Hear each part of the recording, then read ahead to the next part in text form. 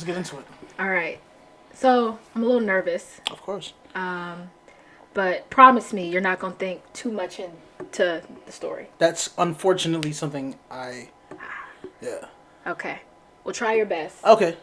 Any questions? Yeah. Any emotion? Mm-hmm. Any reactions? Don't give any of that, is what you're saying. No, give it. Oh, give it. Yeah. Give it. Oh, yeah. Absolutely. Right. I'm going to give it. All right, bet.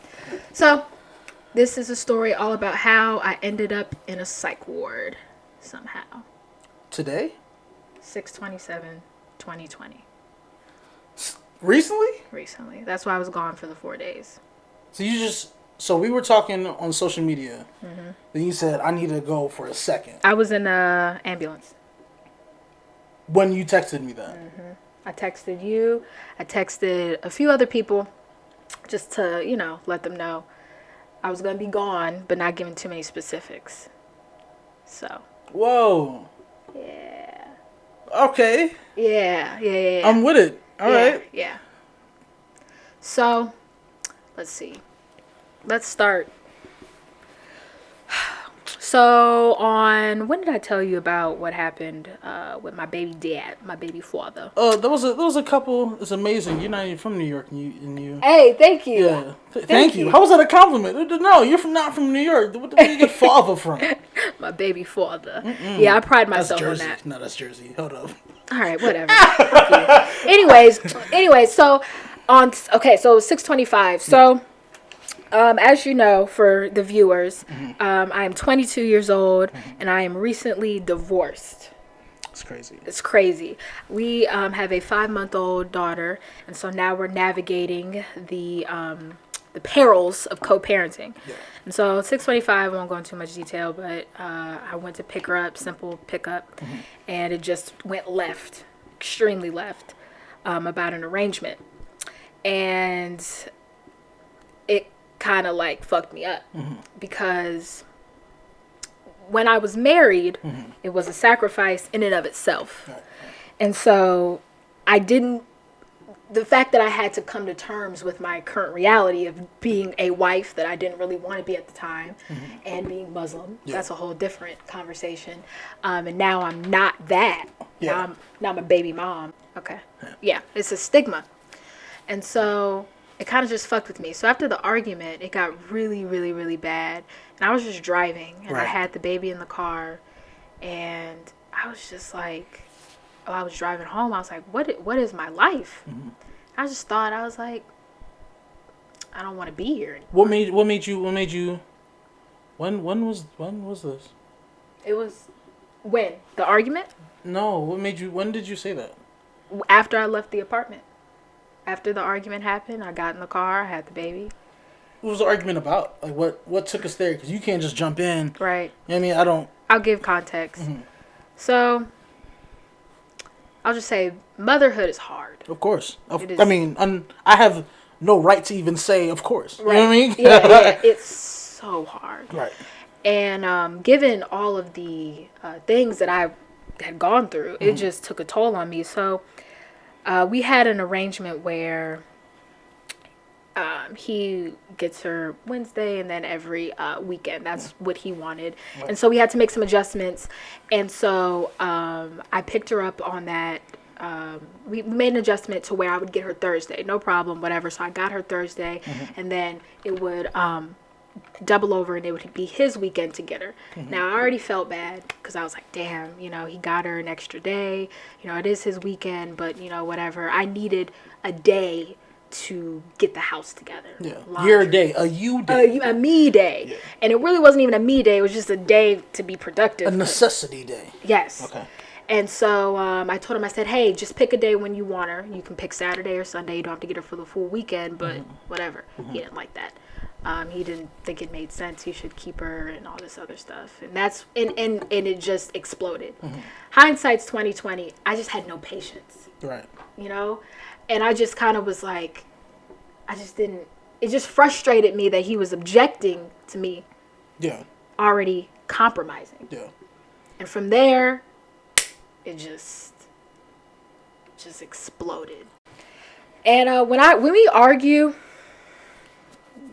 it is scary. It is very scary.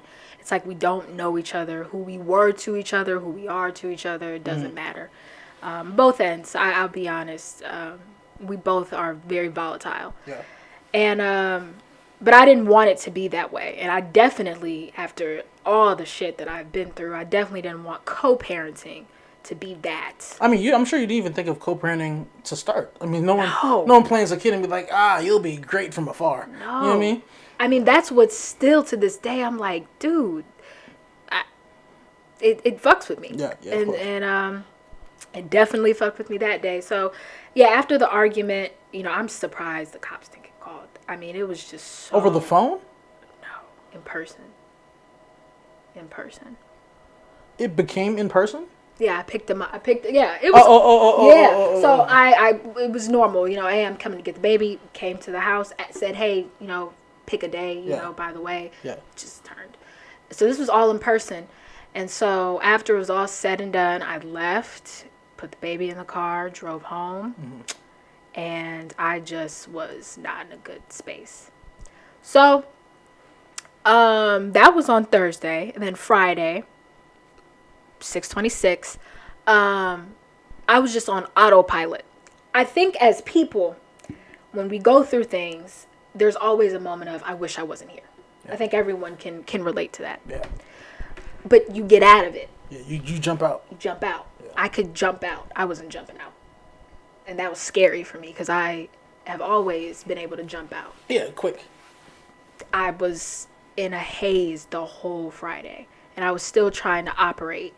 And at that point, he wasn't communicating with me. I had to talk to him through his friend.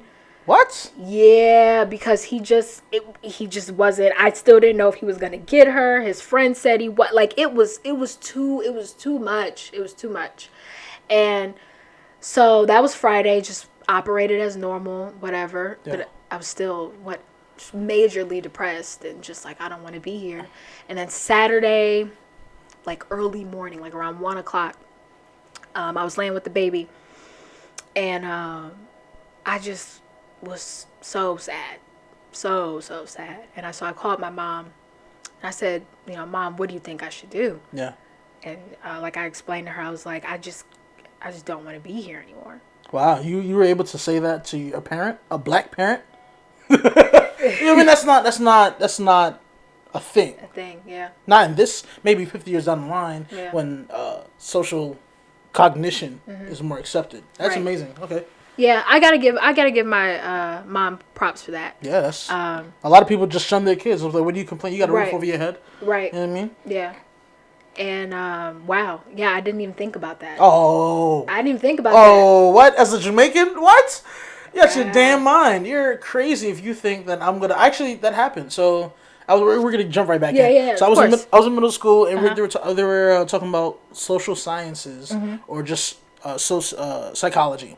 And they were talking about the aspects of depression, lack of sleep, and they had like a 12-thing checklist. And I went to the place, and I was like, "Hey, I think I have like 3/4 of these things, not including the suicide aspect of it."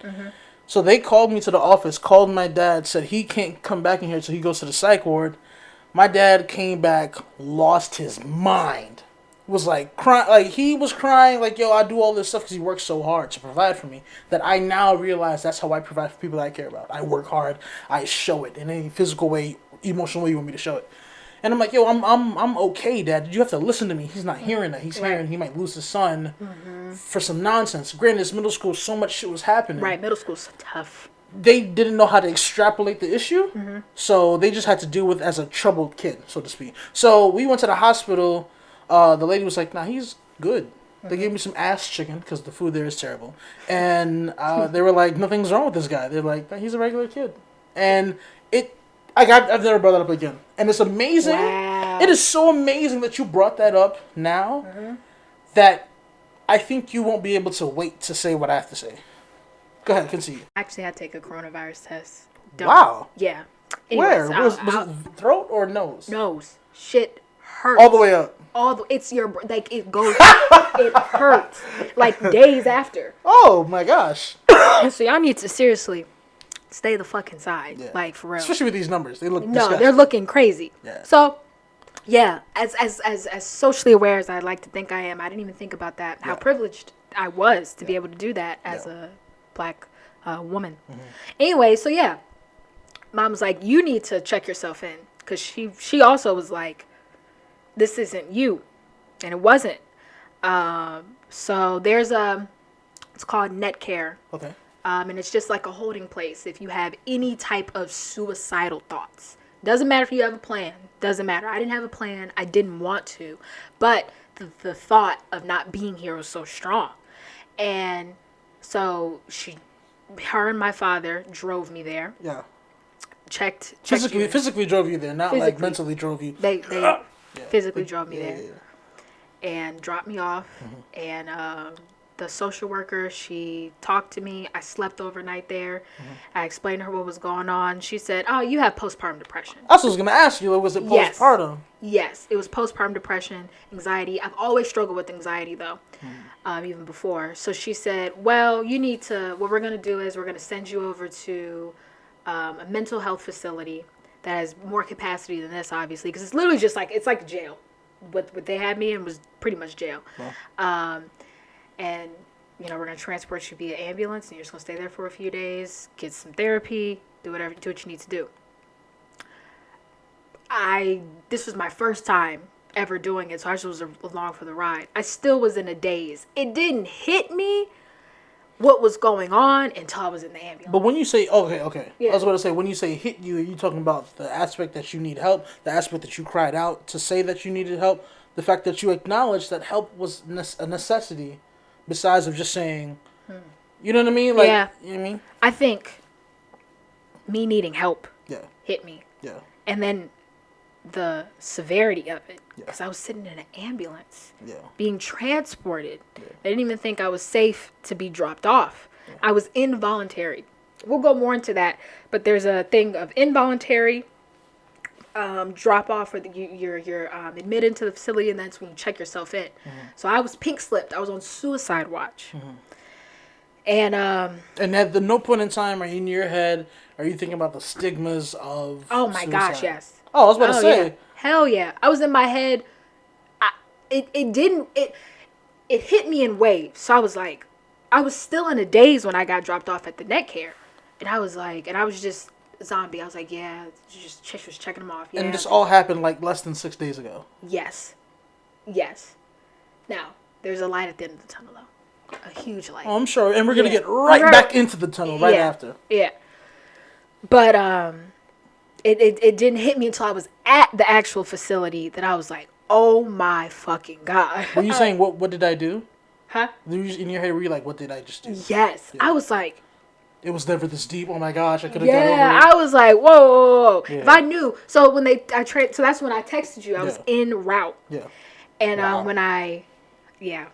and then when I got there, it's nice. It's a very nice facility. I can't say I'll recommend it, but I'll go in more into that. I'm sure. But it was nice. And so an intake specialist, she did the same thing at Net Care, said, hey, where are you at? I told her I never had a plan of how I was going to kill myself. I was never going to, but it's thoughts that they're more concerned about. Yeah, the preliminary questions they give you. Right. Mm-hmm. And so once I got through the intake, they sent me to a room. Now, I had a fever of like 101. It's relatively high. Huh? Relatively high. Relatively high, so they were concerned. Especially now. Yeah. Fever and allergies? Yeah.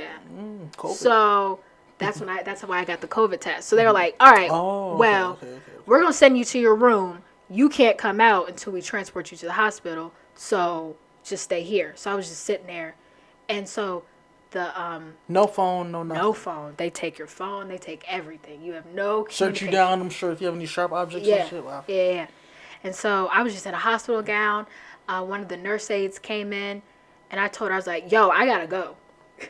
What do you mean you gotta go? Yeah, she was like, huh? I was like, yo, no, you don't understand. I was like, I can't be here long. I was like, I gotta be out of here by Wednesday. I have this. I have to get back to my kid.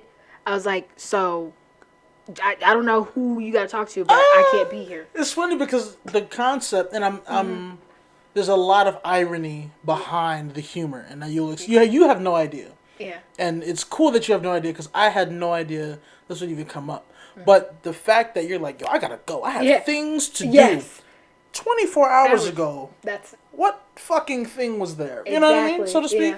Yeah. It was that much of like a shock. Yeah. I was like, whoa, what the fuck? And like, you became sentient real fast. Yeah. I became super aware of where, and I was like, no, this is not Ryan. This is not Ryan.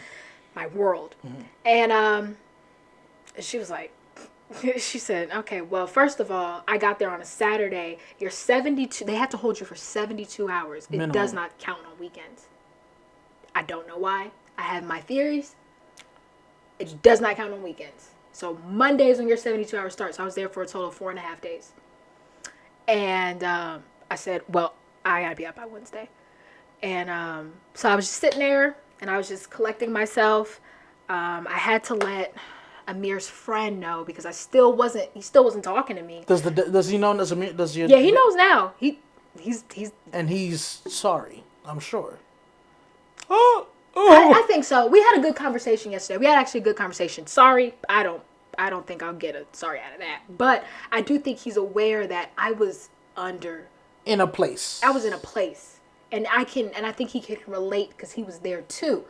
But I let his friend know. I said, look, I'll be here, whatever. So I still hadn't talked to Amir. Yeah. My parents knew, obviously, so they dropped off some clothes. I went to the hospital across the street, got a COVID test, came right back. My fever was just, I guess, when I am under a lot of stress, fever spikes. Your body treats it like some type of virus. Yeah. I've always noticed that even when I was in school. And I was wearing a mask when they took my temperature, which also can, inflate your temperature. Okay, so cool.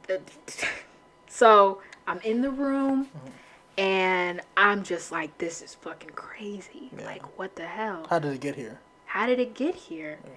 And so the experience is interesting. I met a lot of characters. So my first day, I'll just go through my days. It's so crazy. So the first day I was just in my room because they still wanted to keep me in isolation because of the COVID. So I was just reading books. I went through a whole book about a woman who was an alcoholic. That's a ridiculous type of book to have in a psych ward. Yeah, it is. It's like, hey, you're in here for depression? How about alcohol? Yeah. And there's this book. Did it end well, or like was it like?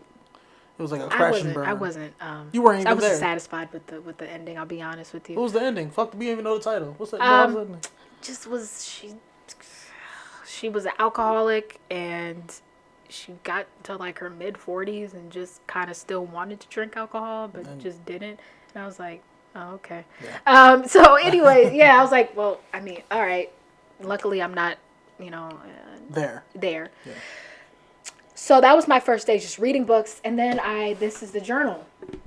I don't have any type of artistic skills, but as you can see, I wrote a lot. And so I was just in there writing. And I did that for the first day, and I just was kind of whatever. So then my second day when they said you're all good to go, I was like, how do I play the game to get out of here? It is a game. I don't know if you have, because you are in the medical field and you deal with head stuff, right? Yeah. But if you are in voluntary pink slip, correct, they are under no obligation to release you. Correct. Unless they feel you're able to. Correct. If you're a harm to yourself or others, they will keep you in there and they'll take you to court.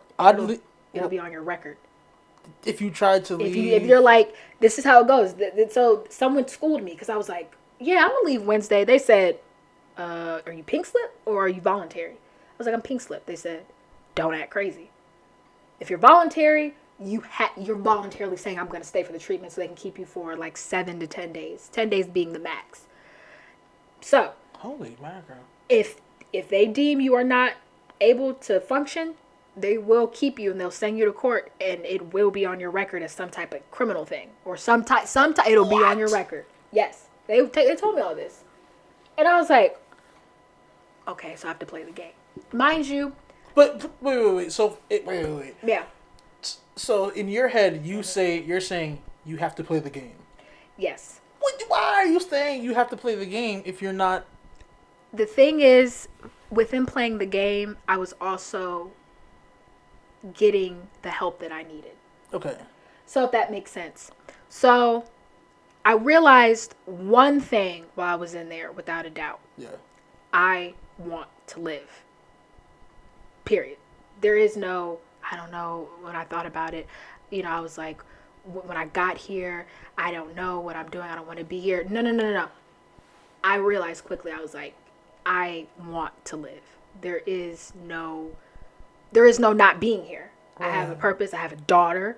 So I was like, okay, I need to. You have things with hearts that need you to live. Yes, I do. And I want to be here. Yeah. So that suicidal stuff, no. I snapped out of it. But I still needed help. So I was going to be engaged in the process still. 10 years ago, this conversation couldn't happen. Right. Because a lot of people wouldn't even know how to address this. Wow. I know. We've come a long way. And I feel very, like you mentioned, I feel very privileged to be able to speak about it. Yeah, because so many parts of this, I would have quit. I'd have been like, nope. Nope. Yeah. I'm realizing that as I'm talking. Mm-hmm. But, so that means participating in group therapy. That means, seriously considering medication. When I first realized that I had postpartum depression and anxiety, my OB was like, you probably should try out some Zoloft just to get yourself in balance again. Wow. Because my anxiety was terrible. I didn't know they still prescribe Zoloft. I haven't heard that since my mom was pregnant with my brother. Zoloft, yeah. Wow. Yeah, they still are. And it's pretty good. Wow. What does it do? You took it? Yeah. What was the...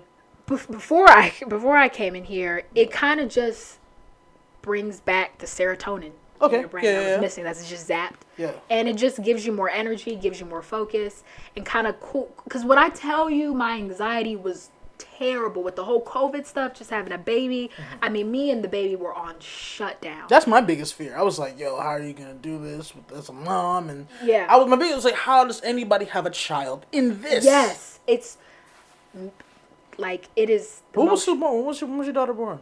127.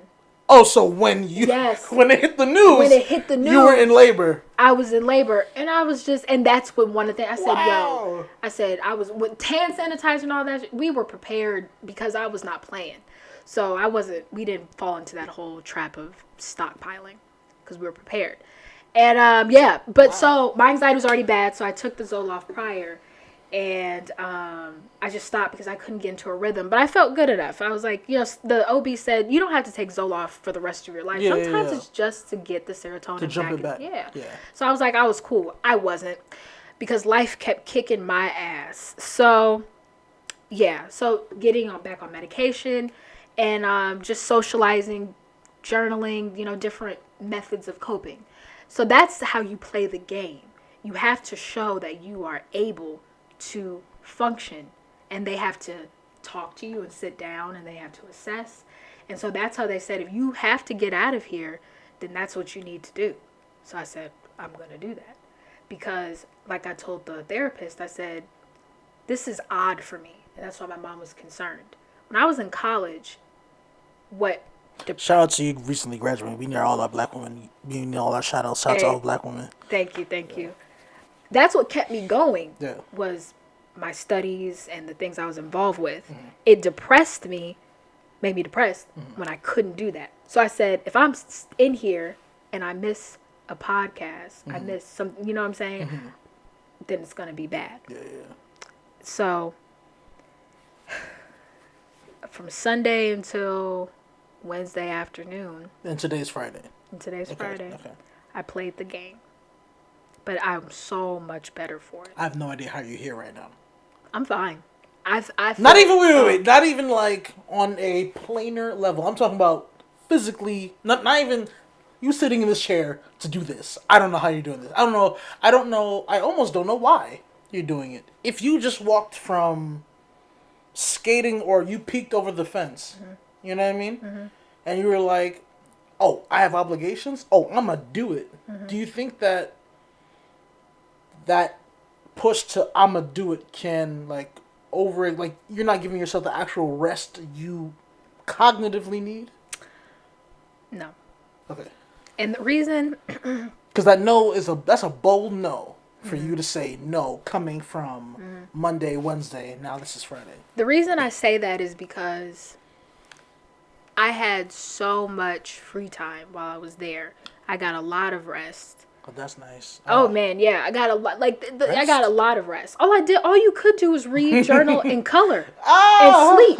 It's a kindergarten class. Yeah, you're being babysat. Someone dope. said it best. We're being coddled here. This is not real world. It's a big hug. It's a huge hug. Yeah. She said that exactly. We're being hugged all the time, and I live alone. I might go there just to get a hug. Yeah, I mean, seriously. I mean, people are checking on you constantly.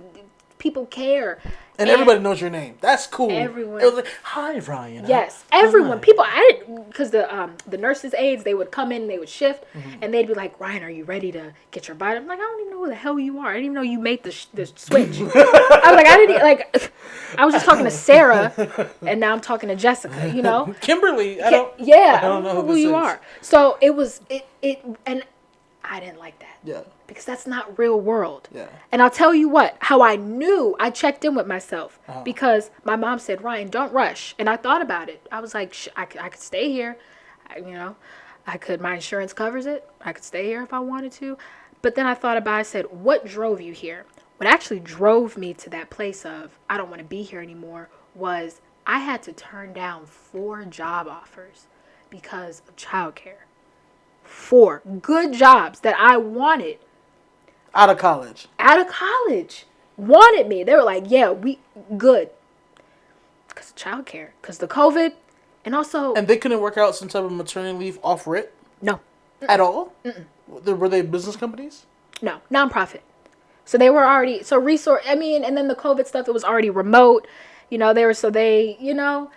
And. A hassle. It would have worked outside of this. It would have worked outside of this. I would have found childcare right away. 4? Yeah. To press the... Out of college. I'll say 3. One of them was just like a little job, whatever, weekend thing, just to... After the COVID. People need them damn weekend. 4. Depressed me. Out of college. Because that's the thing. People come out of college and either they're like... They got to go somewhere. So they got to do other things. Mm-hmm. They don't get to come out of college and hit the ground the way they want to. I would have hit the ground running. Yeah. Wow. Yeah. It fucked with me. And it wasn't... Did you say no or did they say no? I had to say no because I couldn't find childcare. They wanted me to start immediately because they need nonprofit, high turnover. You gotta go. And they wanted me to start immediately and I couldn't. And also, the way me and Amir... Well, whatever. He had a conversation and, but the way our co-parenting was set up, I couldn't have him watch her during that time. It couldn't work. Part of it was because I was trying to be understanding. He, unfortunately, because of the COVID stuff, lost his job. He had a pretty good job, too. And so he was, doing the DoorDash stuff during the day. You can make pretty good money, but you have to do it all day. Yeah. And so I just was like, he has rent, you know what I mean? I was like, whatever. He's doing his own thing. I didn't want to burden him. But I was just sitting there like, fuck.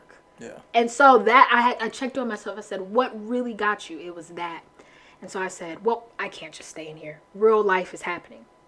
And I had stuff to take care of for my job that's coming up in August. Okay. Teaching fellow. Right. So I was like, I gotta go. I'd smack the table if it wouldn't fuck with the audio. Congrats. Yeah. You came back. I like it. Yeah. I like that. Yeah. In 6 vines, you already had a job. 4, you stopped 4, came back. Mm-hmm. So this August, what are we seeing? We're seeing, that's another thing. We're seeing, I'll be teaching. Yes. I'll be doing a teaching fellow because I think that's what I want to work with kids. Mm-hmm. My plan, well, that's we'll talk about that. Yeah. But I had to fill out paperwork that was due. So I was like, I didn't have my laptop or anything. So I was like, listen, I gotta go. And so that's why. So yeah, that's a good question. Hitting the ground running, is that necessarily beneficial? Most, no. Mm-hmm. For me, how I operate, yes. Yeah, it works for you. It works for me. I have to. If I'm stagnant, it's just gonna fuck with me. And at first I thought it was a response to the pressure that was put on me. Mm-hmm. Like my mom, she apologized. She said, if I ever made you feel any pressure, I apologize. It's not that. That's just how I operate. I have high expectations for myself because I know what I'm capable of. Right. So Sunday was the first day I interacted. There's a few things that I learned. Number one, the stigma around mental health, having a mental issue, is so nuanced. And I don't think there's anyone that's crazy. I don't think so. At all? Listen, I know some crazy motherfuckers in Brooklyn. No. Delaware, loony motherfuckers. What do you mean? Like what? Some not like Nah, some of them is just like this. To the extent of what the word crazy initially meant, I know a few people that are kind of on the cusp, but a lot of them are just they act crazy. Mm-hmm. People may not be now, but continue what you meant. Exactly what you meant in regards to crazy. But I mean, I get what you're saying because I thought about that too. Mm-hmm. My father, biological, is crazy, indeed. Mm-hmm. The people that I met, they were crazy, and they told me, they said, "You're not crazy." They looked at me. They were like, "Why are you here?" They're like, "You don't do drugs? No. You don't drink? No." They're like, "Why are you here?" I was like, "I need to be there." I was like, "I need to be here." I was like, "Yeah," but they're like, "No." I put it humanized. I met someone who had borderline personality disorder. I met someone who had bipolar disorder who was going through a manic episode. Oh, I was gonna say that was fun. That's not fun. No, but mania in my head. If you were to take all of me as a person, you would think I'm a manic person. I'm not. You're not. But mania for what it is. For what it is, yeah.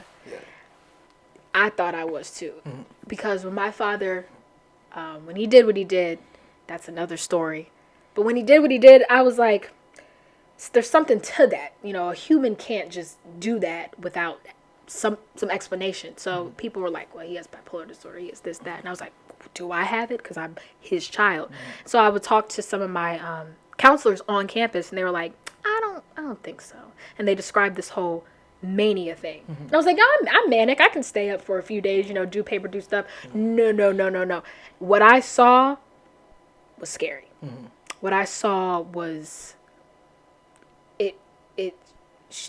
she would just cycle around the room talking to people about different things. She didn't sleep for days. She was up when she got there for 7 days. And she would talk to you, and then she would start crying.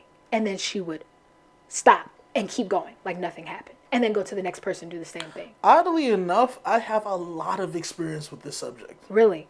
Yeah. I would love to hear your, from what perspective? From being the friend to come to help. Okay. Being the friend that's called. That was my first time. Yeah. And I think I handled it pretty well because everyone in the facility is crazy. Crazy people are talking about how another person's crazy. I thought that was interesting. But when she finally got to me, I was like, okay, I'm prepared for this. I'm going to, it was something. I never experienced that before. People, major depressive disorder. I mean, it was just, and so it just put in perspective that I have a reason to be here, but I'm blessed to say that I am stable. Of course. But it humanized it for me. And these are great people. Great people, great hearts. It's just unfortunate the things that they've been through. Yeah, of course. And what they're suffering.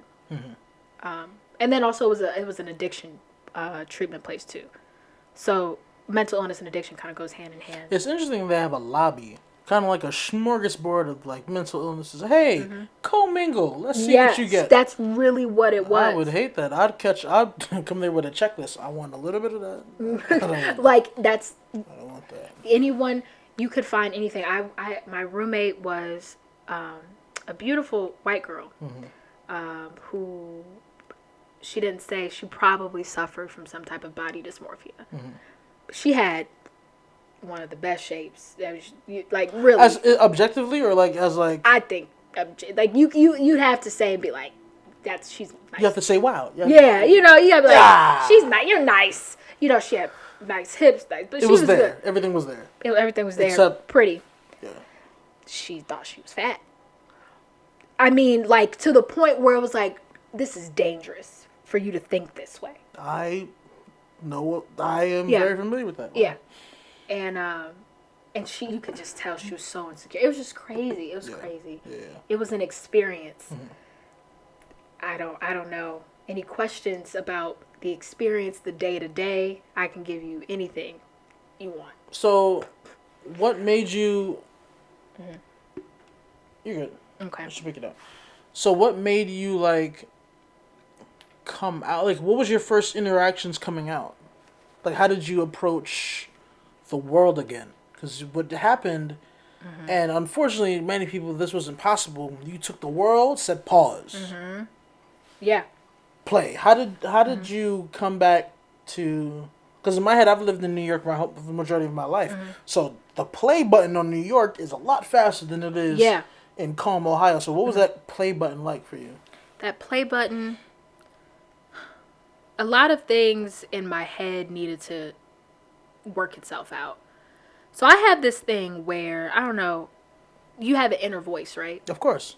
I don't. Jiminy Cricket. Wait. I don't. I don't have an inner voice. Wait, what are you talking about? What are you talking about? I don't. You don't have... So, okay. So, if there was... let's say if there was an Oreo here. Nothing in you... Okay, you know about sugar and how bad it is and stuff like that. Did nothing in you would say that that's not good to have? Yes, but I think out loud. So you'll say, I shouldn't have that. Yes. If there was a gun here, you'll say, I shouldn't do that. Yeah. Out loud. Out loud. How do you take tests? I just quietly. That's why I'm always in the back, or I try to keep. Luckily, BW's so small. Try to keep some distance. Yeah, I've had to train myself to say you can't think things out loud. You don't have an inner voice. No. I'm gonna manipulate. I don't believe that. No, I know what you're thinking. Because like when I came in, I was nervous. So you say everything that's on. Essentially, yes. When I sat down in that chair and I thought to myself, "This is a nice place," I said it. I said it out loud. Yeah, you did. Yeah. Yeah. I don't have an inner voice. And it was on social media. That's crazy. On Facebook. And they were like, you know how that inner voice, and I was like, I can't relate to this. And they did give a caveat. Some people don't have this. Some people don't have inner voices. Some people, they said some people don't have it. Most people do, some don't. So, and this is one of the challenges of me and his relationship was he's in his head constantly. I am not. I have to talk. Wow. Yeah, okay. I have to. We have to get it out. And so you're endogenously external as a person. Yeah. Wow. Seriously. That worked, and that's worked, clearly. It's worked. And I didn't realize that that's a little off or just, a little different. But anyone can tell you, my friends, they'll be like, what'd you say? I'm like, oh, no, I'm just talking to myself. And I'm just thinking. I've had to train myself, but it does not come naturally. No, it does not. That's amazing. Yeah. Like it is. As a scientist, that's amazing. Yeah, I don't know what it is to it. So when I'm like, that's why texting, no, I have to stop myself because I will think while I'm texting. Yeah. So I'll send paragraphs. That makes sense. Yes, that's why I told you I was like, I have to stop myself. Yeah. You know. Yeah. And so that's why, but no. Notebooks, writing, that I found my voice because it forces me to slow down. It forces me to really, I can write out, I say it out loud, right? And so I had to just work things out in my head. So that was the first thing for the play button to get hit. And then I had to prioritize some things, and I had to be present I had to be present and go through what this was. Did I intend to be in a psych ward? Hell no. Absolutely not. You did. Let's just preface this by saying postpartum depression is around because there is postpartum depression. It's nothing you can do. Nothing that you chose to do. Nothing that. And because in my head you said, I had to put some things in perspective. I don't even think you had to do anything that you had any more control over in regards to the postpartum, because there is a rhyme and reason to it. You're still unbalancing things. You had to share, neurotransmitters. You have to share all these different things, and now you're reestablishing your own, not homeostasis, allostasis, like your own new normal. That's a such an eloquent scientific way. Seriously, but that is establish a new normal, and that's hard as hell. It's so hard. But yeah, and if I would have known that I would end up in a psych ward, I might have been like, let me stop. But I was there for a reason. The group therapy was good. Psychotherapy. Yeah, go ahead. Yeah. So the group therapy was good. Psychotherapy was good. Just taking a break. I needed a hard reset. So in order for me to press play, I had to reset. Yeah. Just like I had to many times on my computer. Right. Control. Yeah. All delete. Don't look at it. And that's kind of what I had to do. And I had to make some things right. So me and Amir, it's his name, whatever. I don't think he doesn't care. I had to get on good footing in there. So you could call people whenever. They were pretty relaxed about that. So I had to, call them, and I had to write some things down about what frustrates me. And I had to put in perspective so many different things to come to peace with my new reality. And I just Your new reality being what? My new reality being a single mom. Yeah. All the sacrifices that I made, fuck it. So just so I wouldn't be in this position, fuck it. I just had to say it is what it is. I had to let go of it. Wow. Yeah.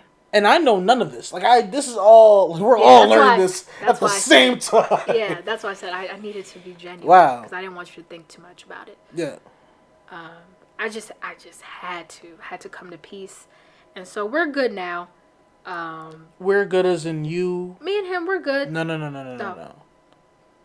You and who you were in that ward. Are you guys good? We're good. Me and her are good. I got a lot of respect. You know her. I know her.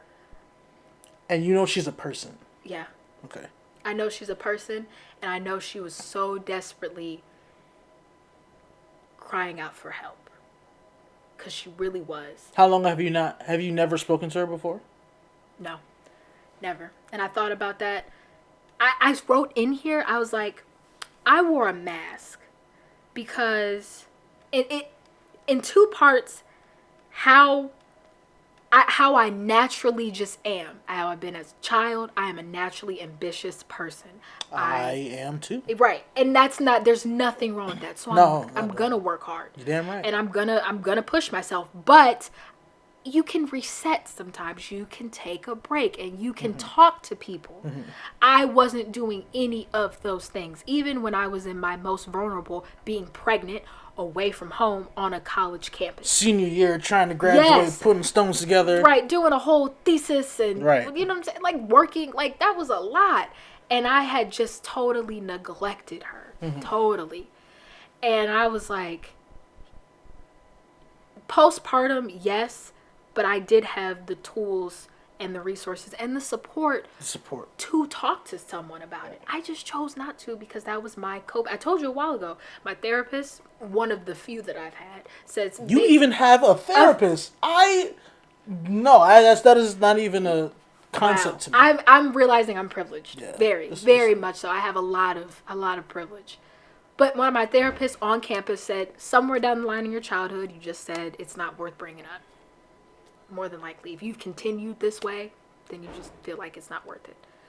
And that's not right. But I was like, it's your fault why you ended up here because you neglected yourself. And so I wouldn't do that. Yeah. Don't do that. Like, don't ever let me hear you ever say that again. Blaming myself? Yeah. Never. Yeah. We're trying, what you're trying to do, you're trying to, what's the word? Personify or these chemical things. Don't do that. That's not your cognition, your perception did not bring on what this was. This is pure sensory and an endogenous reaction. Fuck everything you think that you have control over. So, like, if I walk down the street and the day is nice and someone got shot. Yeah. And then you're like, oh my gosh, someone got shot. Nothing that you have to do, none of your perception changes, like, how your heart beats. Or, changes, like, how your liver works or something like that. You know what I'm saying? Your perception has nothing to do with you physically, what happened inside of you. So you may have these outside things that have happened, but once it settled down, your body had a whole nother reaction that you're not prepared to have. Yeah. And it turned into who this is now. That's a whole different perspective. Your person, who you are, who you're talking to, for the first time, didn't have a voice. And you had to sit back, kind of like if you're in a sucking place, you had to sit back and watch yourself. And you're doing this now. You're like, I want to die. And I can't say that. Not me. This new person can. I don't even know where this new person came from. It clicked for a second. I was chilling. This new person went away, and I came back and said, "Oh, I don't leave. Listen, I gotta go. I got things to do. I have a baby. Wham! I gotta leave." And she's like, "Oh, we're not done yet. I have something to say." Yeah. And he came back. Deep. Yeah, I would even say that's deep. That's like that's raw. And that's real. Yeah, it's real. That's you put a whole different spin on it. Yeah. That's scientific, and that's not even. But it's just like it's real. Yeah, it's a thing. It's a thing. It's a thing. Wow. There's a lot of things that we don't know that plays a role into our lives, regardless of our awareness of it or not. Wow. It's physical manifestation, our phenotypes or whatever. Your DNA, you have a whole bunch of DNA that's not being expressed, but it's what you see, and then you're like, oh, this is me. Now there's a whole bunch of you that you don't know. There's a whole bunch of you that's not expressed. Wow. So just consider this a new set of DNA that hasn't been expressed yet, and it took pregnancy and postpartum to bring this new you. Wow. And you to sit back. And it's interesting that you bring that up, because I want to say about 6. So I'm studying for my boards. I'm studying to take my boards, and I was studying all this material so hard, and it got frustrating because I want so much. 22, just graduated college, dual degree, currently surgical neurophysiologist. Like, I'm trying to do it all. Yeah. I had so much luck from growing up in Brooklyn to where I am now. I'm almost trying to recreate the magic, because now there's no struggle. Right. I am not struggling at all. No. I shouldn't be. I still do, because there's things that emanate from my childhood. Right, of course. But I am not struggling at all. And there's a level of anxiety that comes with choice. So when there's too much choice. Yes. Yeah. Yes. When there's too much choice, as humans, we put ourselves in a corner of least productivity, so the choices can manifest themselves, right? It's called the paradox of choice. Yeah. How did you know that? Where did you hear that? Where did you hear that? I heard it. The one Abba and Preach. I told you to check them out. Yeah. Their podcast, and they said it, and I was like, I've heard that before. I think it was in a psych class, and I just was like, yeah, that's exactly what that is. Yeah. So I was in my room, and I have all these ideas. I'm working. I do a lot of stuff with the stock market. I have all these ideas, like houses. I have all these. I'm young, so I can think forever. And I'm free to think that way because I put myself in an opportunity that I can do that. And I found myself destroyed one morning, probably the same day you did. The exact same day. wow. I was like, I can't. Either I do everything, or I'm wasting myself. I'm wasting so much oxygen for the planet. I'm creating so much waste. Like, I'm destroying the planet, not committing everything I want to do. And it was a cycle, because I didn't know it was going to come to what I'm about to explain. It went from the beginning of the COVID thing to being isolated. I just moved out here. I've been here maybe almost a year now. So I'm by myself. I don't know anybody here. I know you know. But I don't know nobody. So cutting everybody off, okay. My jobs are already so isolated. So that's the thing. I during the whole Black Lives Matter movement, the Yeah. whole George Floyd thing. I was like, I can't have a kid in this shit. Yeah. It'd be fucking crazy. I couldn't, because if that were to happen, if any of these things were to happen to my kid, I guarantee you, I will regret wherever I'm living for life. You're right. Wow. So I was like, to avoid that and to avoid the pain to bring my child into this, I couldn't do it. So that was an initial aspect to the dream starting to fizzle. The clouds started to dissipate, right? I'm sitting in the room and I'm studying. I'm like, yo, I don't understand this material. I've been over this 6 times. My relationship isn't where it needs to be. I'm failing. As a couple, we're losing our vision. Yeah. And when you're in infancy in your relationship, 2-year-old's an infant. We just had our 2.5 year anniversary yesterday. Great way. You know what I mean? So because I heard a guy was like, "Hey, are you a stand-up comedian? How long you been a comedian for? 5 years? Well, you're only 5 years old in this game. You're not mature yet. So we're in our infancy, and I can't even see any of the things we don't even mention the kids' names or anything like that are in our imagination. So all that's coming down. I'm like, dang, what if I don't pass this? I'm just stay in this little bubble, stay in this little quartile, and I have all these ideas. So I had a thesis, type 3 diabetes and Alzheimer's, and I want to continue that. That's like my life's thing to finish this question. I originally wanted to do it all throughout college. It didn't cost enough. I wasn't skilled enough. But this answer isn't publicized yet. And until this answer is publicized, we're going to have one of the biggest...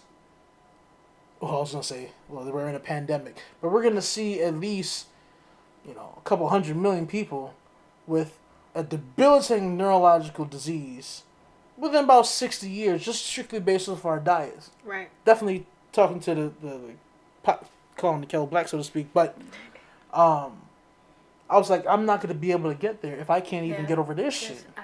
I started to cry. But usually people have lows. You jump out. No one would associate with me with depression, sadness. Right. No one on this earth besides my dad.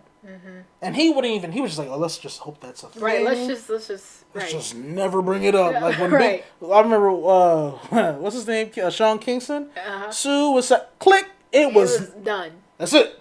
So it got to the point. I didn't even know who to talk to. I didn't want to call the hotline because I've been there for so many people. My shoulders are soaked from the tears of my friends coming to me because they feel as if I'm that person. Yep. And I think it's a stature thing because I'm like, I wish I could lay my head on someone's shoulder and cry. And I didn't. And I've never wanted to end it all now. The only reason was because my father has one kid. And he struck gold in regards to the world of kids raised in Brooklyn. I think he did a damn good job. That's pretty much the extent of it, of why I am here. Now, I've said that. I've said that before, right? It's never turned into a letter. I typed out a goodbye letter. I was ready. I knew where to get a weapon, how to get a weapon within minutes. Wow. So much so that I tried to talk about it, and someone was like, "Stop playing." And it's not their fault because I couldn't. Right. And I even talked to my boss. They were like, maybe it's the people who don't see it enough want to go to that level. You know what I mean? If you play football for the first time, you want to make a touchdown. When you play football for all these years, you want to make it 4 yards. You see what I'm saying? Because you want to get to where you need to go. So, wow. Yeah, it was, or even 3 yards. You know what I mean? So it was so like I have the letter now. I have the letter in my phone, and I don't know what to do with it. Wow. I don't know who. This is my first time talking about it out loud. Wow. I don't know, and it's amazing because I was like, I should have been in your spot, and I wasn't. And there's a lot of reasons why I wasn't. The level of accepting of everything. Because there's a lot of pressure. I feel pressure. So much pressure. And I can handle it because I have a stature, so to speak, to handle that pressure. Yep. I couldn't have felt thinner, smaller, frailer. Couldn't breathe, walking around, pacing, looking. I was like, I'm not going to do it that way. That's a little too messy. Like, it was real. I was like, like, I remember, so I have trouble sleeping sometimes. And, Unisom, if you ever have trouble sleeping, take Unisom. This is not even a plug. You take it, 13 minutes and you're gone. Sleep. I woke up, studied, and I took it within 30 minutes. I was like, fuck this. I can't do this. I refuse to be able to handle it, because if I stay up 10 more minutes, I'm finding that shit. I have a balcony. There's days I hate that shit. I was gonna say. There's days I'm like, fuck this balcony. Yeah. Not because I'm a jump. Right. That's a long jump. Yeah. It's just, it's like if you're like, it's kind of like if you're on like a diet, you see a chocolate cake. Yes. Or if you go to people's houses who have great metabolisms and they just have cake. Yeah. I'm like, so I'm supposed to go to sleep and there's fucking cake upstairs? Say, yeah. That's too much. No one's gonna eat the cake. You trying to tell me we're just gonna not? Right. No one. That's what I was like. No one has like looked at that and been like, huh? No one. We're not gonna share. You're not gonna ask me if I want peace. Wow. No, you think I don't need it? I don't. But you're just gonna not. Okay. But that's what that is. Yeah. Sometimes. I could see that. And I couldn't. I'm almost like astounded that how we came together, and how we had the same week. Pretty much. Not cognitively. Right, cognitively. Had the same week. Yeah. I remember, and not, usually it's a. So I take took a bunch of psych courses, psych minor, all that other stuff. So I have an amalgam of ways to break this down. So I'm like, well, it has to be a successional thing. What the hell happened? I remember one day I had a surgery at one of the local hospitals, Grant Hospital, and it was canceled. And I was like, okay. And right before the day before that, I saw someone's Facebook, and they were like, they made eggs, and the yolk broke, and they cried. And then they came from the mall, and the mall was closed, sat in the car and cried. I was like, this person's a fucking idiot. What the hell's wrong with them? Right. You need help. Yeah. The fuck is you? Egg? Eat it. Right. That's what I was saying. It's not that deep. The surgery was canceled. By the time I exited the OR doors, tears. I didn't even know where it came from. I was like, who am I? And now granted, there's people here who's never seen me emote at all. So for them to even hear me say this, or to say that it got to this level, I don't know. And I'm better now. But I don't know what to do with that. Because that letter is ready to go. I'm not ready to go. But that letter is signed, sealed, delivered, can be released now. That letter is ready to go. And I don't know if I should delete it. Not saying I'm going to use it. But there is a level. So if you found a favorite rock as a kid, it's clearly a rock, but there's sentimental value to it. People usually associate sentimental value with positives. There's negative sentimental value. There's people who, or at least accepted sentimental value. People who used to cut themselves. They accept these as battle scars. But I'm better now. Is that my battle scar? You see what I'm saying? Is that my crutch? Is that my reminder to stay here? Because I'm prepared to go. I am currently. Right. But objectively, this person's prepared to go because this has been sitting in this phone since whatever day you went in. Right. Crazy. Whatever day that was, it was the same day. Wow. I have no idea how that's possible. Yeah. I have no idea how it's possible. Because there's no reason why. I was like, alright, that's just gonna... And that same day, the exact same day that happened. So that's crazy that, one, I'm able to talk about it, and two, that you're able to talk about where you're at, where we're at, why we're here, why we're on this table, you know what I mean? That's a lot. It is a lot. Number one, a goodbye letter. Wow. Yeah. First, Not a goodbye letter. A reasoning letter. A rational. It was Yeah. a rationale letter. yeah, Like this was my ration. This was my thoughts. yeah, kind of reckoning with yourself. Yeah, and it made me feel better. Putting it in a thing. Yeah. I was like, so this is it. Because there's parts of me still. I'm still a natural scientist at heart. There's things I'm still extracting. Yeah. I'm like, this. This. Okay. This are things that cause me stress. These things, the failure of success, to me at that time, yes. I try to extract all positives at all times because I've lived beneath the poverty line before. Wow. From A to Z type life. I mean, I consider this Z. Wow. So it's a I don't know how to interpret it. I don't know what's the right way to interpret it. I don't know if I'm in the correct place to interpret it. I don't know if I should be. I don't know if I should reach out, and I tried.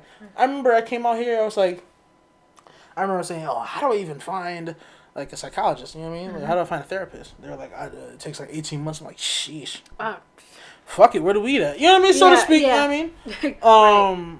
But things like that is just you don't know how to handle it. And right before that, not right before. I got into a car accident. So I was riding my bike, got hit. And then the day after, my grandmother got hit. So mentally, I'm like, what the fuck's going on? Right. So many things. Yeah. And because I'm such a strong person, and I am, I can confide and say I'm a strong fucking person. Right. But those things, though, the way they just organize themselves was not a recipe for success. That recipe will rip down people. Yeah. And it almost, and that can tear people. That can fuck people up. Absolutely. Yeah. And I'm better. I'm glad that I'm able to speak on it. I'm very glad. Yeah. Extremely. And I'm kind of like, I don't know. Yeah. No. That 620. That was a day for both of us. Yeah. That's crazy. Yeah. I'm kind of like, whoa. Yeah. That was a real. Wow. Yeah. I'm glad you're here. I'm glad you're here. Shit. Yeah. Wow, that's crazy. And I'm glad that I'm very glad that something told me, don't tell them what we're talking about. Yeah, you know I'm not that person. What do you mean? I'll tell people everything. Yeah. Even with the other pod, I was like, I'll tell everybody I'll tell people ideas all the time. Like if I have like a crazy zany idea, I'm like, oh, I gotta tell somebody. Yeah. I think during that week, I think I told somebody an idea I had, and they didn't get it, and I was like, I give up. I'm not explaining anything to anyone because no one fucking understands. Unless you've had the background I've had, my perception is fuck your opinion. That's wrong. Right. 100%. Right. But it is. But who? You don't have the concept to approach how I'm thinking, and that's just on a societal perspective. Right. I'm talking more cognitive. Unless you walk through the degrees I've had to walk through, or navigate the roads of orchestrating your own research, neuroscience, like unless you've had the cognitive context of life, I'm gonna approach you with some shit that it took that to get to, and for me to reteach that, fuck that. Right. I'm not gonna deal with Hans and no, sound like that doesn't mean no. Yeah. No. Fuck that. I gotta say, your background is crazy. No. Your experiences. No, yeah. I mean it's like, something. Yeah. I mean, a lot of us I have an older brother. He has the same and more. And my younger brother, I'm sure he has more. And I say I'm sure, I haven't seen him in like 7-8 years. Wow. He just turned 13. That shit hurt because when I was 13, I wanted my older brother. He wasn't there. Wow. And now he's 13 with my mom, and I wish I had my older brother then when I was 13. Why haven't you seen him? That's another show. That's another show. That's okay. Yeah. Fair. This great smile has had to learn not how to smile, because I didn't understand that I was sad. I didn't understand that there's things that are fucking me up. Mm-hmm. I didn't know that. Who would know that? Who would know how to apply that at 8, 9, 10, Right. 11, 12? You know what I mean? They've manifested themselves now, and I'm working tirelessly to unravel it. Wow. Yeah. And I, yeah. See, that one of the dynamics of me and Amir's relationship was, I can say, I remember vividly the first time we got on a FaceTime call, sophomore year, and I heard his mom in the back. And it was some toxic shit going on. Toxic. I mean, about fucking dishes. And he was on, I won't go in detail, but he wouldn't have a problem saying this because his come up story is pretty good. I'm sure. Oh, he got it out the mud for real, for real. Yeah, That's what attracted me to him. He got it out the mud for real. Had no help. I helped him, but he had no help. But he was on the living room floor, and I just asked a question, and he said something that was so alarming to me. And I said, alarm bells went off. And from that on, we started to unpack what his childhood was and how not okay it was. The things he went through. Below poverty line, yeah. Yeah. But it's kind of, now that I've heard your story. Yeah. I've heard thousands. Why is that? Why do we all have a fucking story? I don't know. It's painful, and and there's no one talking about it from the black guy's perspective. Yeah, that's why I'm like, hearing you, being in a relationship with him, how. Do you see that manifesting as his role as a father? How? It scares me. Yeah. It scares me. That's why I am so adamant about him getting the help he needs. Yeah. And why some of our biggest arguments have literally been me begging him to take a different approach than what he saw growing up because we have our baby girl. Wow. And I know he knows it, Yeah. but it's like you said, how do you find a therapist? How do you do that? I even tried the app. There's like an app. It's like BetterHelp. It's like $80 to talk to someone. Yeah. And I'm like, I could find one in a heartbeat though. Yeah, I don't know how you do that. That's privilege. Yeah, I have a point of privilege. My mom is an advocate for mental health. Yeah. Quick to be like, yo, you need help. Yeah. Yeah, like she was quick to say, you need to get on some medication. You need to talk to somebody. See, I would hear that, and I'll say, I ain't crazy. Like, who the fuck?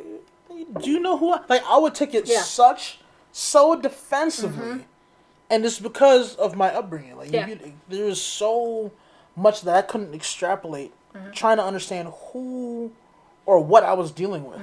Like, even I guess I've never talked about this, but as a kid, I like in middle school and early beginning of high school, someone would say, like, you're gay. Like, that was like cool back in the day. Yeah. Like, oh, you're gay. Or, you dress gay. Or look at. Remember, I'm rocking the cardigans, got the bow tie, fedora, scarf, coming out of New York. That was like, I'm chilling. I would get called that, and like the inner, it's like someone called me a nigger. Yep. I'm like, what? And like now, I owe a portion of who I am today. We're sorry, the number you have dialed is not in service at this time. She was like, I was making a joke freshman year. I was like, that's gay. And she was like, what the fuck does that mean? And I was like, what do you mean? From New York, that shit gay. What does that mean? How does this invoke you putting your dick in someone's ass? What do you mean? Right. How does this, and I was, one day, I was like, shut up. Right. I brushed it off. A bunch of guys, I was going to say guys being guys, but Trump took that way left. A year later, I actually made a whole post and made it red. I was like, thank you. I was like, that doesn't even make sense for that to be a thing. And it's because in Jamaican culture, to be gay is like the pinnacle sin. It's, one of the worst, I think, Jamaica rates. Yeah, it's crazy. Yeah. There's jokes. There's a song, I'm surprised it didn't get canceled, but I think it's because how strong the culture is the Cause them no born in a chichiman yard. It make the fire, make them die. And it's literally about them burning gay people. Oh my god. And that's a song I remember eating a hot dog to. Like, yeah, I'm like, yo, this shit is evil. Like, why the fuck is this even a thing? Yo, it's like disgusting. Wow. I'm like, how is that? How? And it's just because they like how to have sex. Only that. Crazy. You know what I mean? Like to... In the psych ward, yeah. I came across a young woman from Jamaica. Mm-hmm. We talked about that. She gave me such an amazing perspective. I'm scared. On Jamaican men. Well, oh no! She did. No, She's only negative shit about Jamaican men. She gave a really good spin on it. And talk to me. What she say? She said, what did she say? So I told her about how I dated a half Jamaican dude, half African, half Jamaican. Prettiest accent I've ever heard, though. There's a lot of Africa. What do you mean half African? How you half a West. continent? He was from Sierra Leone. Okay. Or Guinea. Oh wow. Oh okay. Yeah. Okay. They're close.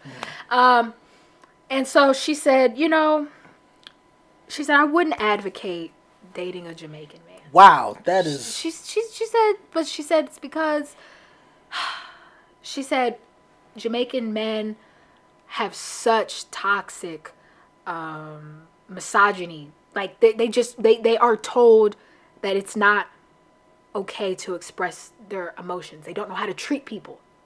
They're not treated as humans, so they don't know how to treat other humans. They don't understand emotions. They think everything is, what does she say, batty boy stuff or whatever. But yeah, she said anything that remotely resembles an emotion, tears, sitting on your father's lap, is deemed that. Yeah. So how can you grow up like that and expect affection towards a woman? Expect respect. I know men that I don't know well. Mm-hmm. Jamaican men that I don't know well. Jamaican men that are not my family. Mm-hmm. Have that. Not even grit, because grit would mean it was small. Mm-hmm. It's like if you took 7 rocks and said like that big. Mm-hmm. That's how gritty, how macho they are. Yeah. Like growing up in New York, you see so much fashion is all that, so they kind of soften me up. New York, you're not allowed to be racist, so to speak, because there's so many people and stuff like that. So you turn into so many things. That's why the word nigga is just so.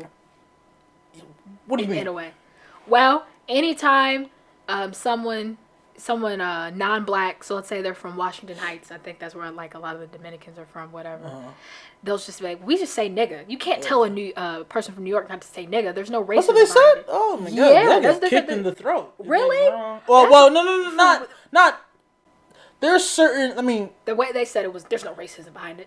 Everyone says it. Because even like, okay, so there's Hispanic people who recognize that they're black and some recognize they're not. Right. That is the duality. Some people say, for a while, people were like, nigga isn't the skin, it's the type of person you are. Yes. So now there's an entire community of these persons you are, and everybody can say that. You know what I mean? Yeah. So if you're growing up in New York, I don't know who the people were, and because they're Hispanic, they have that aspect that they can say that. I don't know. You said it wrong person. There's certain black people I wouldn't say nigga around, because I'd get punched. Who the yeah. Yeah. I agree. I don't like it, but when I think a New York-Rican, that's what she said she was, said, right, that's what she called herself. She said, yeah. A New Rican? A New Rican, whatever the hell. A Puerto Rican from New York. I gotta ask people if they're a New Rican. Yeah. Oh my god, that sounds like a 1990s joke that someone smells. That's why I was like, you smell like you're Rican. Shit sounded weird to me, but I was like, whatever. Kevin on stage joke. She was like, yeah, we say nigga, and it don't mean nothing. I said, okay, don't say it around me. Period. So watch yourself. Do you say that? I say that to black people. Yeah. I say and it's only it's not because of the stigma of the word or anything. Yeah. If it doesn't flow right, I have an issue. Yeah. I got a great friend. Yeah. He's like, hey man, you my nigga. I'm like, oh. Right. Watch yourself. Calm down. Not even calm down. It doesn't. It doesn't sound right. It doesn't sound right. I don't like it when it's I don't like when it's used excessively. I don't like, you know what I'm saying, when it doesn't flow right. It's just kind of like people don't pick their environments. I had a friend who did not give a fuck who was around to say this word. white, black, and different old, young. I remember we was kicking in the room. My dad was there, and it was just. I'm like, yo, I don't even say the word hell in front of my dad. Right. I can't even say damn in front of my daddy. I'm Right. like, shoot. I'm like, I wish I was that comfortable. I'm not. Maybe it's a me thing. Shoot. Yeah. But yeah. But it's environment. Yeah, and do you think that should go away? I know that's such a tired topic. Oh my god, It is tired. Should we get rid? I think you can't get rid of the word. No, and it's not too embedded. It is, and it's just like anybody saying like the word congregate. If you say congregate in every form of cool function ever, that's going to be part of your language. And there's a stigma. There's a definition behind congregate. But what the fuck? Doesn't mean me. That's the word they saying in the music, in the clothes, in the fashion, and the people you look up to. Yeah, that's a part of the culture. Not a culture that wants to be thoroughly embraced or thoroughly advocated for, but still part of a culture that they wish to express. I don't think it can. Would I like it to? Yes, because I would like for us to evolve from. I said it a while ago. I'm so tired of the slave narratives. I'm so tired of that being just us and what we're associated with, that I would like to see nigga phase out, but it's not. Yeah. And I try to censor myself. I myself can. I don't say it excessively. You're not going to hear it all the time come out of my mouth. But you'll hear it. I can for sure. I can if so. A lot of what I do as a person, I try to take my environment and then apply that as my gauge. So that's how I'm able to like adapt to different environments. So in the science community, the word retarded is still a thing. Yeah. In Delaware, that's like the capital of mentally impaired individuals to get help. That's like the capital of that. Really? Yeah. Interestingly enough, it's called the DFRC. Alright? The Delaware Foundation and something center. The DFRC, where you can't say the word ever. Right. The R in that means retarded. I never understood why that's still the name. Or at least that's what it was told to me, like by someone. Like, that's what it stood for. And I was like, how this whole state not say a word? Right. But no one else, like people in Paris, literally white people in Paris, like, yo, niggas in Paris. And I'm like, can you just tell them not to say that? You can't. But there you can. And I think it all goes to the point where you said, I'm tired of the slave narrative. I was talking about this the other day. Because America goes out of it, because they've never wanted black people to integrate. Like, it was never a choice for them, because they're like, because anybody that's been here, people move here from like Italy and stuff like that, and 2 generations they were American as fuck. We have been here for 400 years, and we are not American. No, I don't identify. There's no one. I mean, you're African American. There's no one here that will just say you are an American. No. Yeah. They don't differentiate. You're an Italian American. No, you're an American. We're in a bar. We're Americans. We're Americans. Those are black people. We're Americans. Right. Those are the blacks. We're the Americans. Right. Yeah. And I think it's because of that narrative. Because America has a very interesting history spun a different way. And I'm not talking about all of it, because all of it is. I'm talking about the Salem witch trials. So we've all heard that narrative. They saw some women. They saw witches, and they killed witches. Right. What it should have been is we saw women and just villages just crucify women. If they had a mole on their face. Yeah. If they had whatever. No, don't. You can't do that. Yeah. They just chose to massacre women. It was an attack. It was a country's attack on women, physically. Killed them, lit them on fire. They put the idea of a witch to make it something. Oh, they're witches. You know, if they're a witch, I would think I'll do that. That's a witch. Why would you want witches? You know, you don't have logic. Why would you want a witch? If you call it a witch, it makes it right. Makes it easier. It was just. Do you think of it as however many women died? No. You don't think of it as people just saying, "Man, fuck them women." Right. And that's really what it was. Do you kill them? Kill all those women. None of the men. There's nothing wrong with them. With all the pillaging and raping they were doing that they had to do in that community. Mm-hmm. I wouldn't even say the type of community because that'll introduce a whole... But the fact that they was like, yo, just kill them. They don't look at it as they just didn't attack a woman. Same thing with slaves. If you ingrain that they were slaves, mm-hmm. all you see is just forms of that slave. If you see forms of witches, they'd be like, oh, kill them like we did back in the day. Mm-hmm. They don't talk about themselves like that. Mm-hmm. When there's a whole Irish slave trade. Right. And it's funny because people always bring it up. And they always say, oh, y'all always talk about slavery. Mm-hmm. What about this? Yep. Well, let's talk about that. What about how you chose to ignore that you enslaved your own people? Mm-hmm. Chose not to document it. Didn't give a flick about it. Didn't care. I don't know why I censored myself there, but didn't give a fuck about it. Mm-hmm. You chose to completely omit the sufferings of these people, right? Just so they can feel. And it wasn't by a conscious effort. Mm-hmm. They might have felt bad by it. They might have regretted it. But did you learn that in school? Absolutely. No, it wasn't until college. It was mentioned by Dr. Sutton, mm-hmm. maybe. Mm-hmm. That there was... Yeah. They don't mention that shit. You know why? Because if you were to say that these people were slaves, do you understand how naturally you would treat them differently? Right. You would endogenistically, that's not even a word, endogenously invalidate everything. That's why I kind of have an issue with people, and I shouldn't. Like, people saying, like, calling people gingers and shit. I'm like, stop doing that. Why? Oh, yeah. Why? That's not funny. I never understood why. And it's because they're like, oh, it's not that big of a deal. Yo, y'all were enslaved based off the color of your shit. Don't you tell me it's not a big deal. You just chose not to accept this narrative, and you guys are able to successfully thrive in America. Right. Excluding this aspect of you. Right. Jewish people don't have that. You put it in the books, in a chapter, mm-hmm. that they were this. Mm-hmm. You don't say how they came out. Mm-hmm. You don't say how they've turned a new leaf. No, Germany's accepted that, and they still pay. They like, yo, they still pay it back. Mm-hmm. America doesn't pay that shit back. Like, oh, those are slaves. Right. We still have slave narratives. Yeah. The music that we have, the ice cream song, is a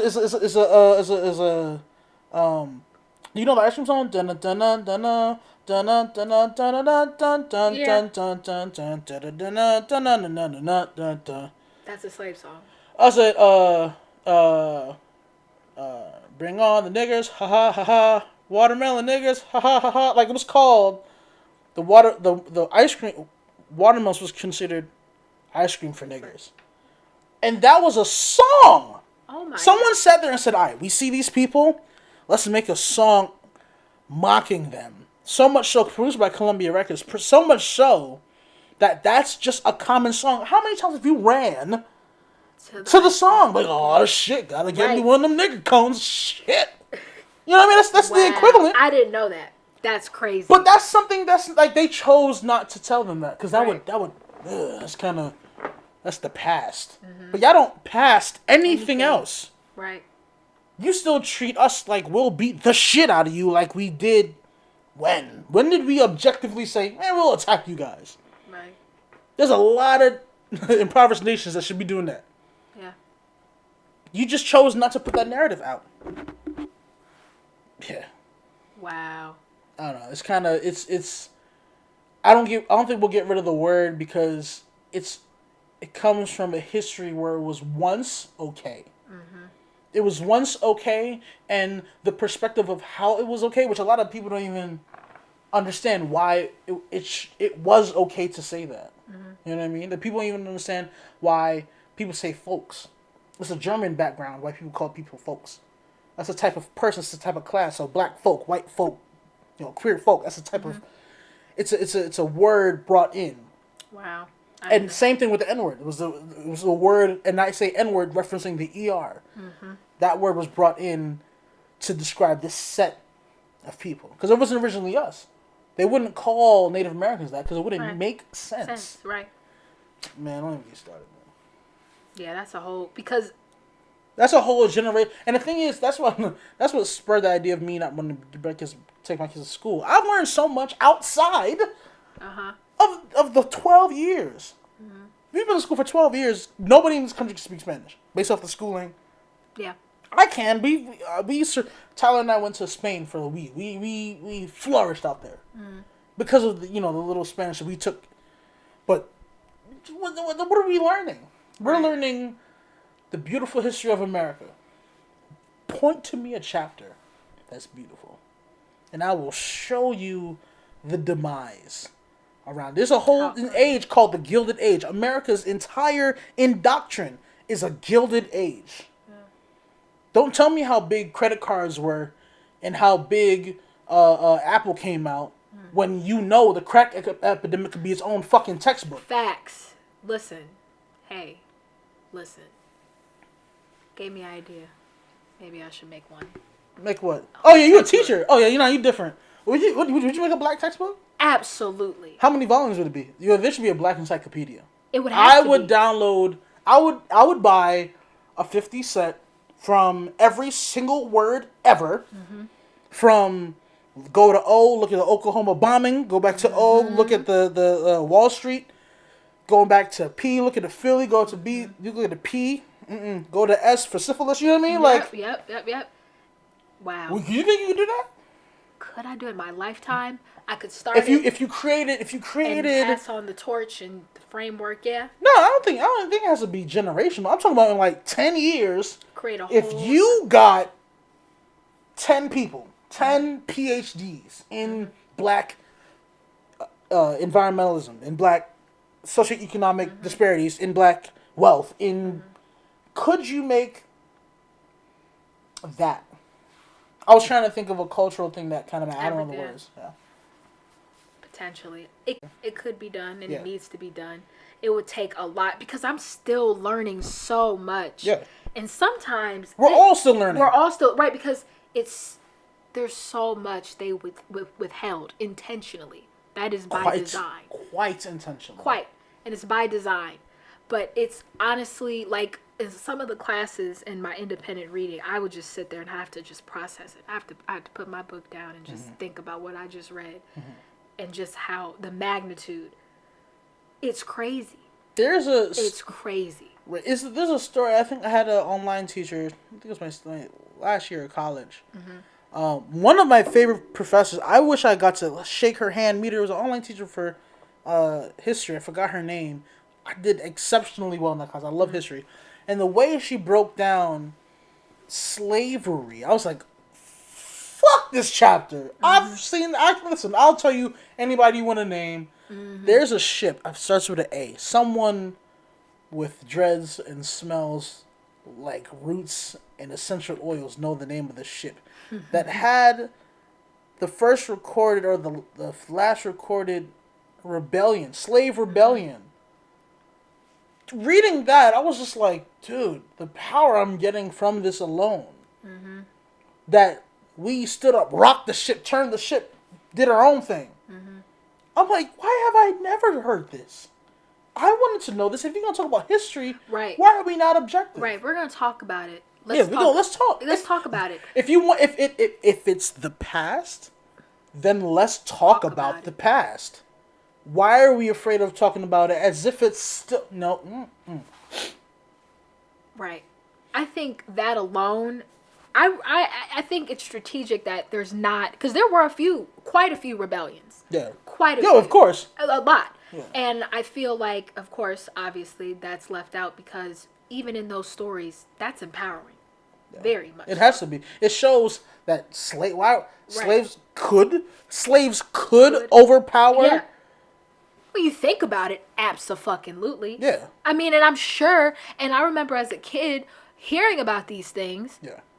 And asking out loud, why couldn't they just overpower them? I absolutely did ask because it's common sense. I mean, that's where... but they don't want you to take it there. They don't want you to go that far. But to me, I'm like, X amount of slaves. Two points to that. So, a lot of people now say... I couldn't be a slave, bro. Right. Hell no. I used to be one of those. Some people say, now the response to that is, one like, man, you couldn't do nothing. Or some people say that's disrespectful because who's to say they didn't? Right. You know what I mean? Now, Right. Kanye got a lot of heat for I saying, was about to bring him up. yeah, they said slavery was a choice. That was going on for 400 years. There's colleges older than America. There's the thing. People are starting to accept that the public or that private prisons are a form of slavery. Right. It's a narrative that's slowly starting to go a bit more mainstream. That's only been going on for 120 some years. Right. 400 years. You would have to accept it. The treatment we get in the world. Are we not accepting of it? Is this not America's form of a slavery that people have been documenting, saying it's a form of slavery? You can't tell me that wasn't a choice. I choose everything that's in my society now. Voting is everything. Voting is a form of choice. We didn't have the choice. Kanye said it was a choice. We didn't have the choice to vote. We weren't people. If I say, as a black woman, right? You're a black woman. If I say you look like shit, your skin is shit, and you're ugly forever. Your lips are disgusting. Fuck you. You're gonna think that forever, and always emanating. Your kids, grandkids pass it down. You're ugly. You're shit. Right. I only know my grandmother and then the stories of my great greats. If I told you you were shit and I beat you every time you had something to fucking say, oh yeah, it's a choice. You're damn right it's a choice. It is a choice. Because if I step out of line by not picking enough cotton, what's gonna happen? Right. Of course it was a choice. Right. It had to be a choice. It had to be. There was... Right. Do we choose to get shot? Did George choose to get a fucking knee to his neck? Right. That wasn't a choice. It's an aspect of society that is accepted by the populace because it has not affected them. And that's a narrative spun over time and time again. Until it affects you, until white people become 12% of this country, 12.5% of this country, which what our black people are, then you'll feel what it's like to walk into a room and be in fear of what you're about to say. Right. You don't know that feeling, and that's okay. I need you to understand that is okay. To accept, I don't want, because a lot of people, they're like, I don't want you to understand what I'm talking about. I don't want you to get it. Fuck if you get it. You live in this world. You're supposed to be. Like, people are like, oh, I don't mean to be racist. No shit. You're supposed to be. Right. It makes, sociologically, you're supposed to be racist. Right. We're supposed to hate you guys. Right. Because I have grandmothers who said you raped them. Right. I'm supposed to do this. There's a lot of physical things that are planted not by any of our doings because we're such a now species. No other species thinks that many steps ahead as a collective. Some may, but as a whole we don't. I mean, who are? What you're saying though? It's a lot more than this. Just why do they care about Juneteenth? Because he died. Right. How come you don't know what Juneteenth is? Exactly. Did you know there was a flag? There's a systematic lack of education that is allowing this to happen, and it's not any of you. Actually, it's not Middle America's fault, but Middle America's feeling the brunt of what's happening. How some realize Middle Americans feel about Trump and how everything's going health-wise. He just recently tried to cancel Obamacare at like 10 o'clock at night during a pandemic. For many people that benefited from this, many politicians who their wives needed Obamacare to get certain things done, wanted it eradicated. Evil. It's a taste. Some people that didn't get their stimulus checks, I didn't get mine. A taste. And that's just now. You hated Obama for what? Did you know this was happening? Did you know we can get to a place where 1 million people will be, 2 million people would get it. No one would have thought we would get to a place like this. No, not in my lifetime. I think. Listen, I was This like, is shit. I'll vote for Romney. Yeah. I'll vote for McCain. I'll Whoever, vote for John give me your Kennedy. worst. You pick your damn person. Right. Not saying, and the thing is, Reagan probably be my. yeah, no. Yeah, And Mexican, I don't know. Yeah. Vietnam. Anyway, Yeah. I think that in regards to the presidency, the current administration, Trump, he has the potential, still does, to be the greatest president ever. Yes. I was just Because of pure, pure networking and relationships. Yeah. I will say this. Trump is entertaining as fuck. To me, his antics are dangerous in the context, but I don't think we have ever seen someone so, anyone's lifetime, my parents, I would even say probably my grandparents' lifetime, someone so polarizing and just unafraid to say whatever the fuck he wants to say. And I often wonder if he's backed by, if this is some type of machine. Mm-hmm. You know what I mean? Because the Republicans never cease to amaze me in some of the shit that they pull. Yo, you should see some of the Democrats talking. What Now, what we call the Democrats, this dual the Democrats, this dual system. bullshit. What is it? Democrats have commanded 90% of the black vote ever since it switched in the 60s. Right, it switched. Right. Remind me again what either party has objectively done publicly for black people. Enough to demand 90% of our vote. At this point, fuck a damn thing. Who got us? When I would talk about the black agenda in my political science courses, it was just so, it was considered far left. It wasn't even on a spectrum. The black agenda, what is that? The idea that a people can have a plan. Right. It was so, it just, the conversation would go to a place where I would be like, I don't even want to talk about it anymore. This is so not. You're talking to so many white eyes, and I mean that by the eyes rolling. Yeah, like just so like talk about I dare you talk about reparations. Bring it up in any of the courses. We definitely gotta talk about that one day. We have to, absolutely. There's ways to do it. We can see that there's ways to do it. A $1,200 check, just not even that. Did you hear the 1.4 billion that went to dead people? So right. we can afford to. Right. We could fund dead people. Right. No one even gave a fuck to just double check.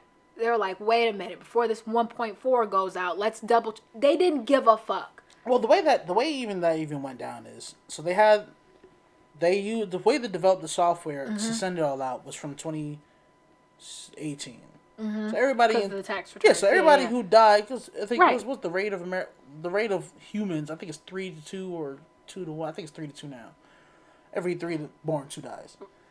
Really? Yeah, that's like the rate. That's why we're at 8 point something billion or 7.9 billion. It's 3-2 or 2-1. Wow. Yeah. Okay, I didn't know that. Yeah, that's kind of the right. There's a website you can count. You can see people. God, so... No, you can watch people be born and like watch them die and watch the number go.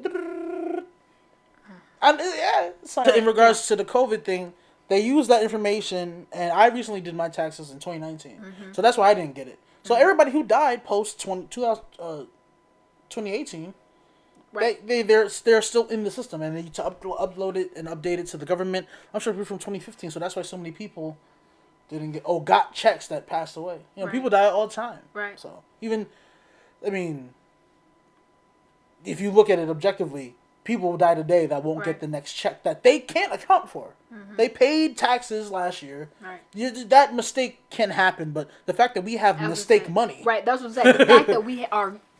Since when America got McDonald's money? We didn't know that. God damn. I was going to say, like, it is what it is. People die every day. It's literally... But that's why but I didn't know. I mean, who knew that? I knew, but that money could have did so much. It could have. To all black people. Right.